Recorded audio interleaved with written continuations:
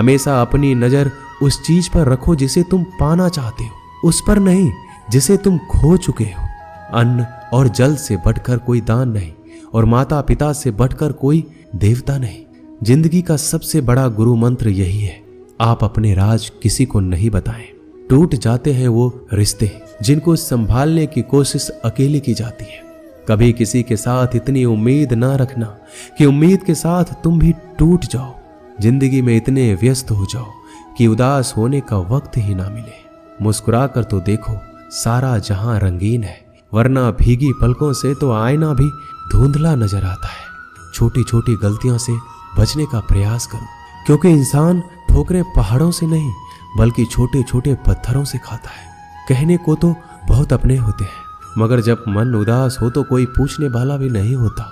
इतना आसान नहीं है अपने ढंग से जिंदगी जी पाना। अपनों को भी खटकने लगते हैं जब अपने लिए जीने लगते हैं।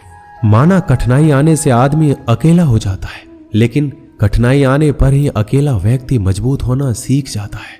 पैसा हैसियत बदल सकता है, औकात नहीं। जीवन में हमेशा इंतजार ही नहीं करना चाहिए, क्योंकि सही वक्त कभी आता ही नहीं है, उसे लाना पड़ता है। अपनी गलती माने बिना आप कभी भी बेहतर इंसान नहीं बन पाओगे। देना शुरू कर दो, आना खुद ही शुरू हो जाएगा, इज्जत भी और दौलत भी। अहंकार में डूबे इंसान को ना तो खुद की गलतियां दिखाई देती है और ना ही दूसरों की अच्छाई दिखाई देती है। जीवन में जितनी कठिन परिस्थितियां आएगी उतना ही आप मजबूत बनते जाएंगे, और जितना आप मजबूत बनते जाएंगे जिंदगी उतनी ही आसान होती जाएगी। यही जिंदगी का नियम है। याद रखना, अपमान का बदला लड़ाई करके नहीं बल्कि सामने वाले से अधिक सफल होके लिया जाता है। बुरा करने का ख्याल आए तो कल पे टालो, अच्छा करने का ख्याल आए तो आज ही कर डालो। साथ रहकर जो छल करे उससे बड़ा कोई शत्रु हो ही नहीं सकता, और जो हमारी मुंह पर हमारी बुराइयां बता दे उससे बड़ा मित्र कोई हो ही नहीं सकता। याद रहे, साफ साफ बोलने वाला कड़वा जरूर होता है, मगर विश्वासघाती कभी नहीं होता। त्याग दो अपने बुरे कल को, क्योंकि उसका प्रभाव आने वाले कल को दूषित कर देगा।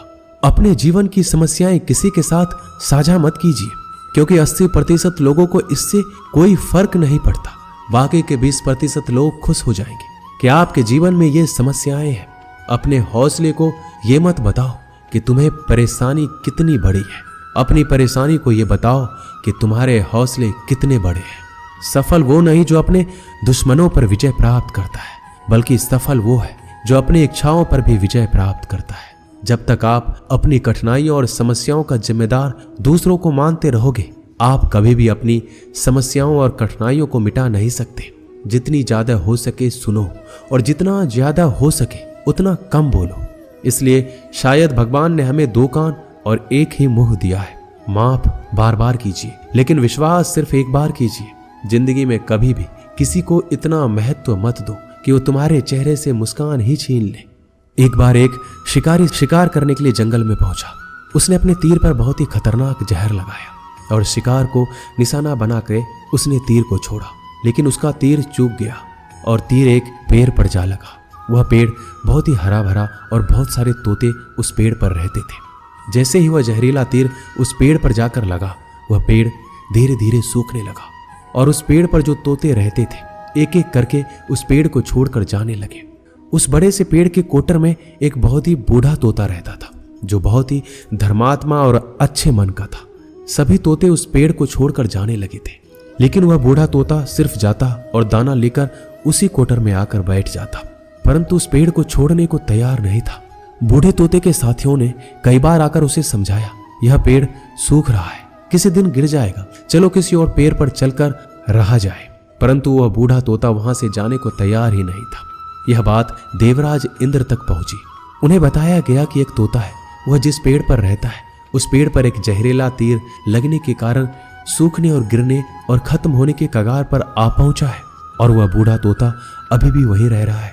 वह दाना लेकर आता है और वहीं पर रहता है, जबकि उस जंगल में बहुत सारे पेड़ हैं, लेकिन वह उसी पेड़ पर रह रहा है।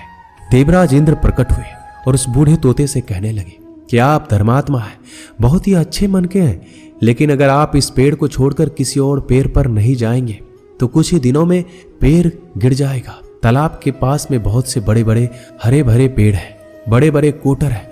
उन पेड़ों पर फल भी लगे हुए हैं, उन्हें वहीं पर तोड़कर खा सकते हैं, परंतु यहां से आप चले जाइए। तोता बोला, माफ कीजिएगा, इस पेड़ ने मुझे जीवन दिया है, शिकारियों से मेरी रक्षा की है, हर मौसम में मेरे साथ रहा है। यह कोटर मेरा घर है, यहां मैं पला बढ़ा हूं।